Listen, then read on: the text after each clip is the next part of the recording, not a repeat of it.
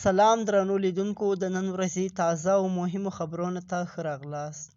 د اسلام آباد د ترهګرۍ عدالت د موټر د جنګولو مقدمه کې د پښتون ژغورنې غورځنګ مخکښ مشر او د قامي اسمبلۍ پخواني غړي علي وزیر ضمانت منظور کړی دی، خو هغه په یوه بله مقدمه کې نن بیا په جوډیشل ریمانډ باندې جیل ته لیږلی سوی دی.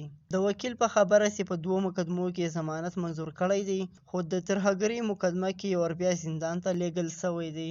بلې خواته په کوټه کې په سریاب روډ باندې د بلوچستان یونیورسټي سره نږدې دماکه سوې ده، چې پکې 3 کسان زخمي سوي دي او سیول هسپتال ته یې منتقل کړي دي. بل خواته د پي ټي آی باني عمران خان ویلي دي د جنرال فیض حمید په ګرفتاري نه یم ویرېدلی، کنې د جوډیشل کمیشن خبره به مې نه کوله. هغه ویلي دي اسټبلیشمنټ په ټګۍ باندې راوستلي خلک په اقتدار کېنولي دي او هغوی اوس د ملک ادارې تباه کوي. عمران خان په خپلو خبرو کې ویلي هغه له اسټبلیشمنټ نه غوښتنه کوي او پیغام ورته ورکول غواړي چې تاسو هېواد د تباهۍ لوري ته روان کړی دی. دا و د نن ورځې تازه او مهم خبرونه. سبا نیوز سبسکرایب کړئ او له نورو ملګرو سره یې هم شیر کړئ.